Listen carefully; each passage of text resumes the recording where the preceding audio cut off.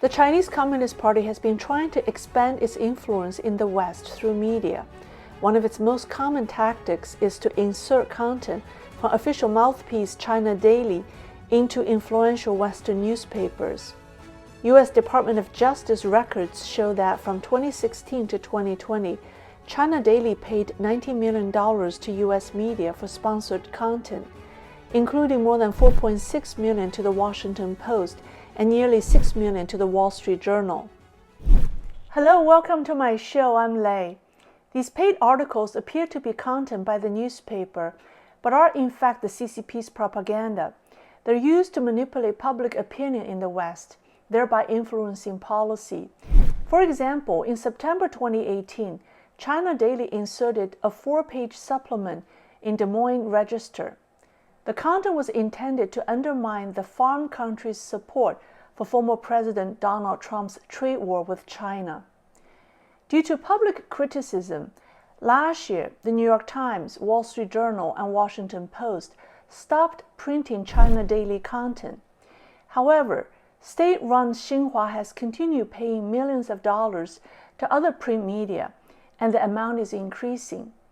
According to the latest Department of Justice report, China Daily spending on sponsored content has increased by more than 36% in the past 6 months, from 3.3 million to more than 4.5 million.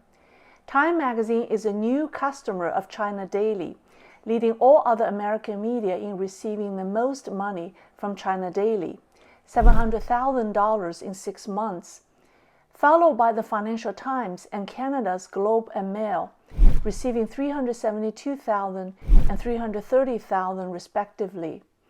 The Los Angeles Times received $272,000, and Foreign Policy magazine got $291,000. The Chicago Tribune, Boston Globe, Seattle Times, Houston Chronicle, and other smaller media received another $1 million in total. Although reading paid China Daily content in American media is terrible, it can be detected if you pay close enough attention. This is because the media must disclose that it's paid content, even though the disclaimer is usually in tiny print. But what's most difficult to detect and what can bring greater harm are digital news platforms that have a direct connection to China but disguise it. Newsbreak is a news aggregation platform focusing on local news in the United States. During the pandemic, the platform grew significantly and ranked first among popular news apps in the U.S. in 2020 in terms of downloads, with an estimated 23.7 million installs. This far exceeded CNN and Fox News. Newsbreak now claims to have 45 million monthly active users, ranking first on Google Play and third on the Apple News app. On May 23rd, Boston-based online magazine Wired China published an article, Who's News? The article said that although Newsbreak is an app for local news in the US, its roots are in China. Newsbreak was founded by the former head of Yahoo Lab in Beijing, Jeff Zheng, and a former Baidu executive, xinjiang. It was created in 2016 to extend the success of their Chinese media company, Yidian Information, to foreign markets. Newsbreak is an algorithm-driven news app that delivers machine-recommended content based on user habits. Even though Newsbreak was based on a Chinese company by the same Chinese founders, it doesn't see itself as a Chinese company. Its spokesperson said to Wired China that Newsbreak is an American company and that the company would decline an interview if the focus is based on the false assumption that it's a Chinese company. So, is Newsbreak a Chinese company? And is it subject to the Chinese regime's influence and supervision? According to a 2015 report by the Chinese state media Global Times, Newsbreak is an extension of a successful Chinese media app, Yidian Information, for the overseas market. The founders said that they are using the same proprietary AI technology as Yidian, which is described as an interest engine for the American market. They see the American arm of the business as a key to their global expansion and their goal is to establish a Chinese news media with global influence.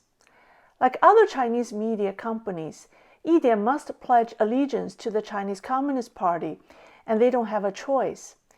Yidian's tremendous success probably is related to the excellent service it provides to the CCP and its various agencies.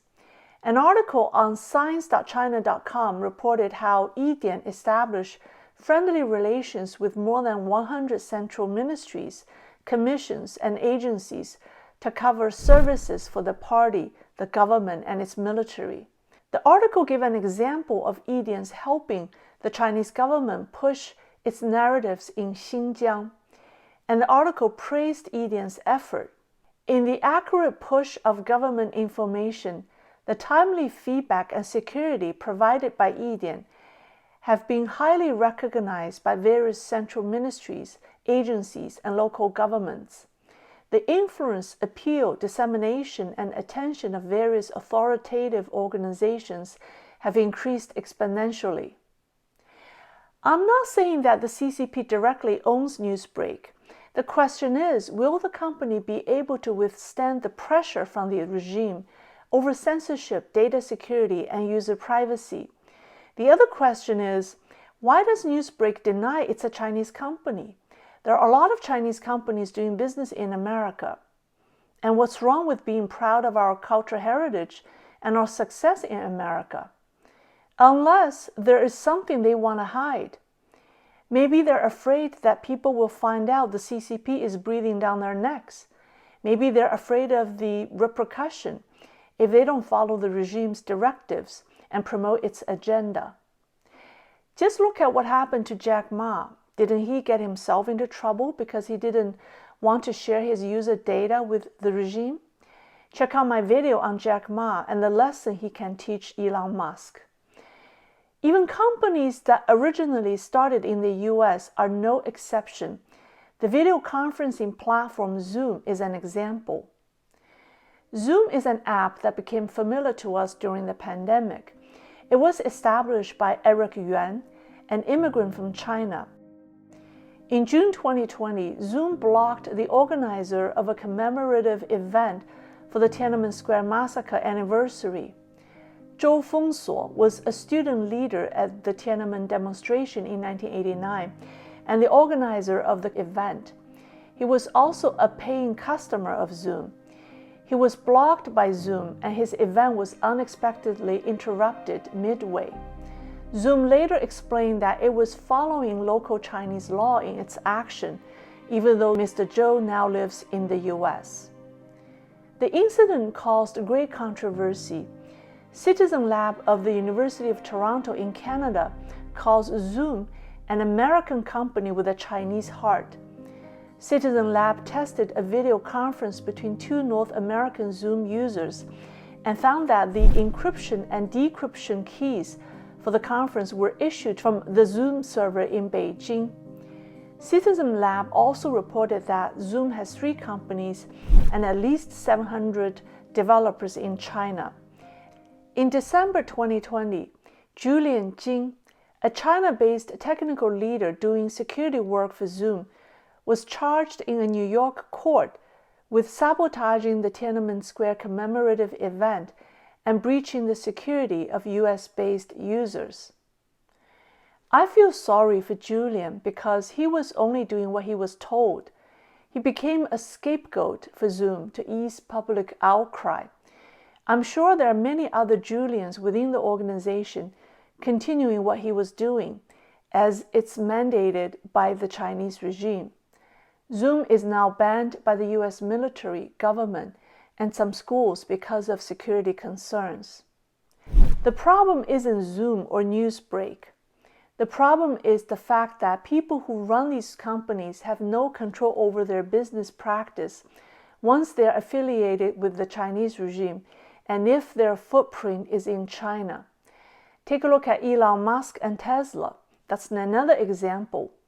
Once you accept the CCP's money, it weakens you, and your business practice is subject to CCP opinions and manipulation. You can watch my videos on Elon Musk in China by clicking here. And don't forget to subscribe to my channel, and I'll see you next time.